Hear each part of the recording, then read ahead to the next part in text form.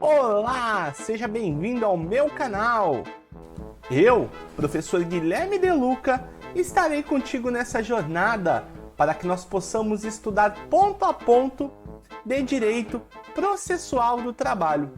Sim, nós falaremos de direito processual do trabalho a partir de uma ótica muito interessante. Aliás, o tema deste vídeo é eficácia no tempo e no espaço.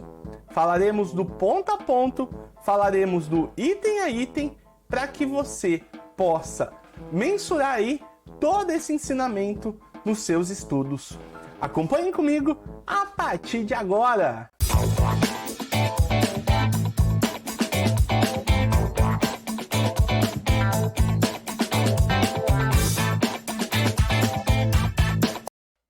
Olá, seja bem-vindo mais uma vez ao meu canal.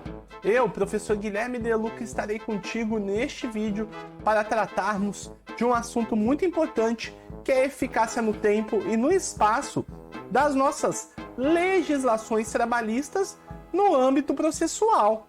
A partir de agora, eu quero que você acompanhe aqui com bastante atenção, mas antes, não deixe de me encontrar nas suas redes sociais. Pode ser no Instagram, no meu YouTube ou no meu Facebook. @Prof. Guilherme no Instagram, YouTube e Facebook, @Prof. Guilherme De Luca.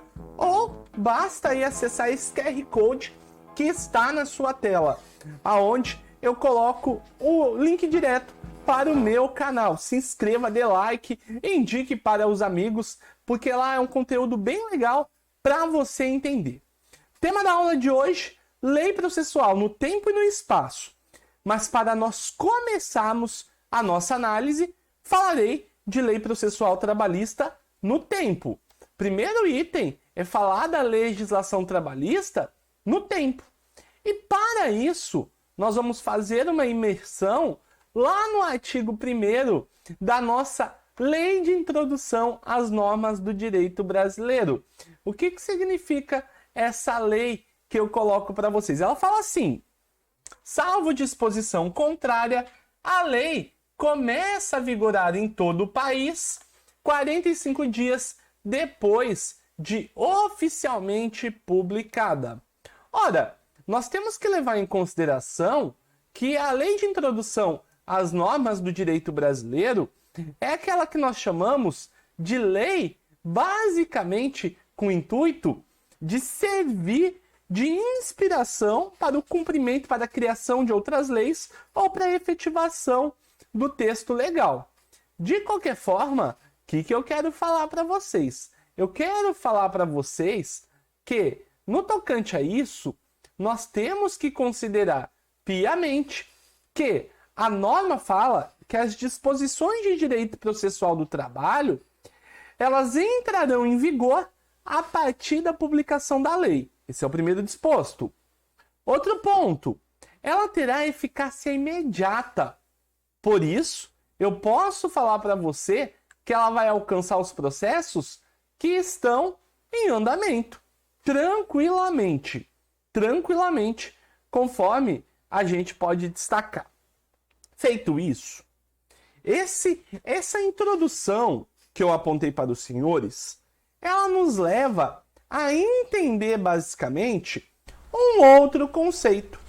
Eu falarei para você do conceito de processo em geral. Esse conceito de processo, ele é muito claro, tanto na esfera civil como na esfera trabalhista, que diz o seguinte: processo pode ser compreendido como uma série de atos processuais que se coordenam e se sucedem no curso do procedimento. Então eu posso falar que o processo são atos que se sucedem a partir da existência do procedimento. Logo, no procedimento comum, nós temos a petição inicial, passando pela audiência, passando por todas as fases, conforme é de conhecimento das pessoas. Mas no direito processual pátrio, eu posso falar para você que a adoção do que nós chamamos de sistema denominado como isolamento dos atos processuais. Logo, estando um processo em desenvolvimento, o que acontece? A lei processual nova, ela só vai regulamentar ou regular apenas os atos processuais que serão praticados após a sua vigência, ou seja, no futuro. Logo, não alcançará os atos já realizados sobre a égide da legislação anterior. É mais ou menos o que acontece na legislação penal. Não há crime sem lei anterior que a defina. Logo, isso será considerado válido, porque ele foi praticado sobre a validade no tempo correto e vai produzir todos os efeitos de forma regular previsto pela lei velha. Se a lei velha foi colocada em prática no tempo certo, tudo que foi praticado com aquela lei velha vai ser aplicado. Chegou a lei nova, a partir de então, aplica-se a denominada lei nova. Nesse interim, acompanhe comigo na tela. Artigo 912. Os dispositivos de caráter imperativo, segundo a CLT, terão aplicação imediata às relações iniciadas, mas não consumadas antes dessa consolidação. Veja, atos processuais já praticados antes da entrada em vigor da lei processual nova, eles estarão resguardados, porque constitui ato jurídico perfeito e também acabado, conforme eu posso colocar na sua tela. Ato jurídico perfeito e acabado. Essa seria a lógica maior que nós temos para entender esse conteúdo. Ou seja, eu posso falar que os atos processuais praticados sobre a égide da lei revogada, eles irão manter aí uma plena eficácia justamente sobre a norma depois de promulgada. Depois de promulgada essa lei nova, mesmo que essa lei nova ela venha estabelecer preceitos de conteúdos absolutamente diferentes. Isso pode acontecer. É muito comum, inclusive. Os atos processuais, eles não serão atingidos pelo atual dispositivo legal. Tanto que eu posso falar para você de uma maneira muito clara e muito eficiente que isso ocorre em razão do princípio da irretroatividade da norma processual. Esse é o dispositivo que a gente precisa entender e conceber. Agora, no caso da lei processual nova, cujo conteúdo aí envolva disposições atinentes à jurisdição, atinentes à competência, ela terá a mesma aplicação imediata e ela irá reger-se de acordo com o processo e julgamento de fatos anteriores à sua promulgação. Isso acontece bastante também. Olha na tela. Artigo 1046 do Código de Processo Civil. Ao entrar em vigor este Código de Processo Civil, disposições se aplicarão desde logo aos processos pendentes, revogando-se o CPC de 73. É mais ou menos ele falando para nós, ó, que passou já era. O artigo 915, ele fala para nós que não serão prejudicados os recursos aí que forem interpostos com um eventual apoio que eu posso falar para você de dispositivos alterados ou cujo prazo que venha a ocorrer para o fenômeno da sua interposição ele esteja em curso da data da vigência da consolidação das leis do trabalho. Então, ao propor uma ação trabalhista, uma reclamação trabalhista, a parte, ela ainda não possui direito adquirido ao recurso, mas sim, ela possui o que nós chamamos de mera expectativa de direito. O direito ao recurso, ele só seria exercido de acordo com a lei vigente no momento da publicação desta decisão de que se pretende eventualmente recorrer. E aí, os prazos iniciados na vigência da lei anterior, vale destacar, por ela, eles continuarão a ser regulados, correndo até o seu termo final, o que é comum.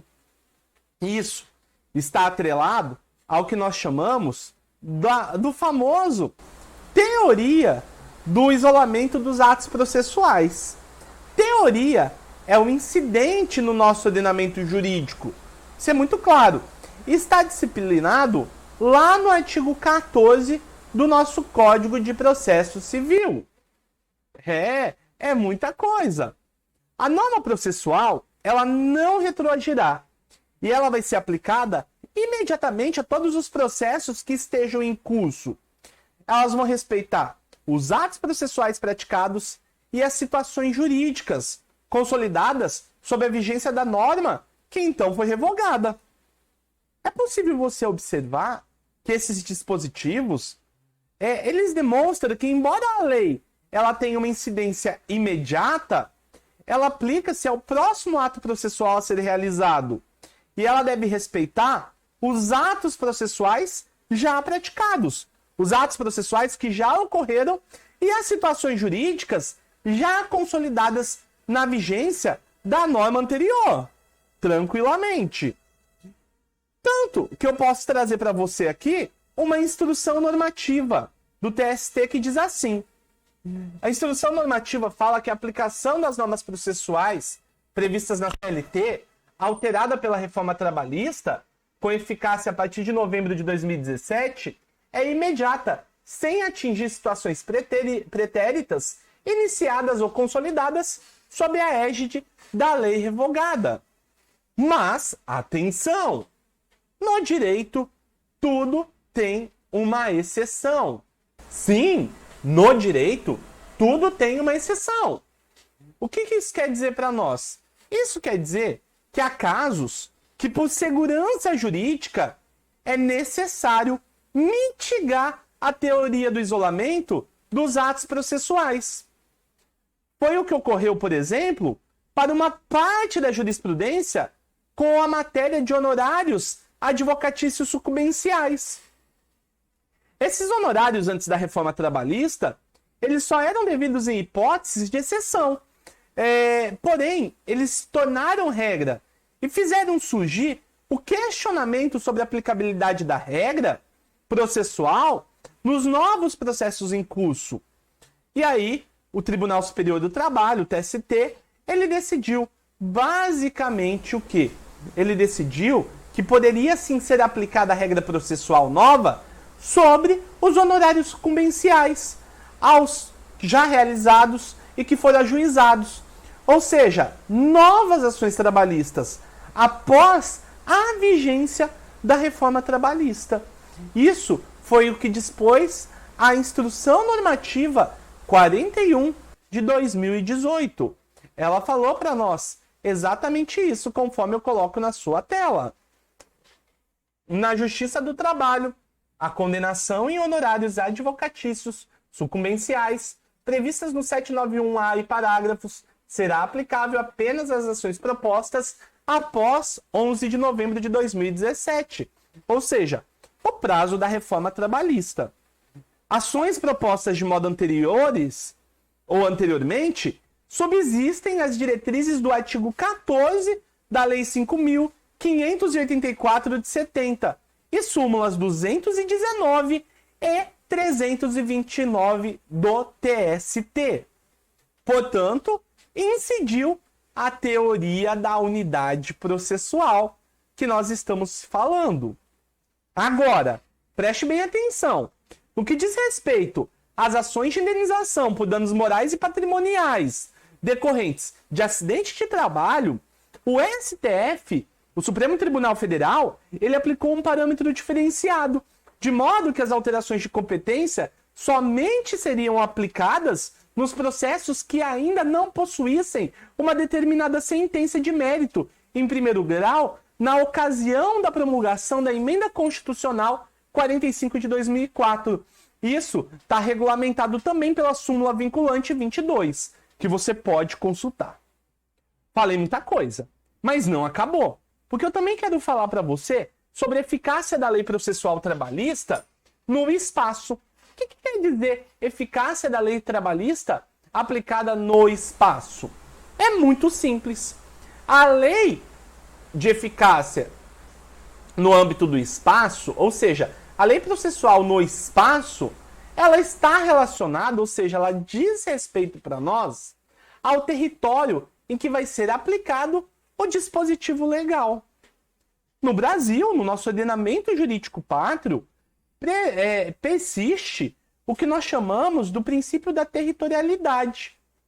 Ou seja, vigorando a lei processual trabalhista em todo o território nacional, em todo o Brasil, sendo aplicada tanto aos brasileiros quanto aos estrangeiros residentes no Brasil.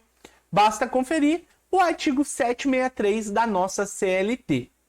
O processo da Justiça do Trabalho, no que concerne dissídios individuais e coletivos, bem como a aplicação de penalidades em todo o território nacional, pelas normas estabelecidas no título, é de uma importante consideração a abordarmos e a entendermos.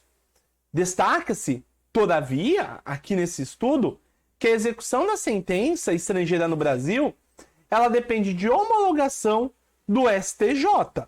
Isso é um detalhe muito importante. Onde está previsto isso? Artigo 105, a linha I, a linha L. Minto, falha técnica. Artigo 105, inciso 1º, a linha I da Constituição Federal de 88. Essa é a correta denominação. Com redação pela emenda 45 de 2004, já estudada, conhecida como homologação do juízo de delibação.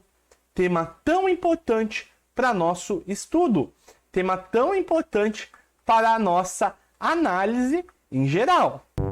Gostou desse vídeo?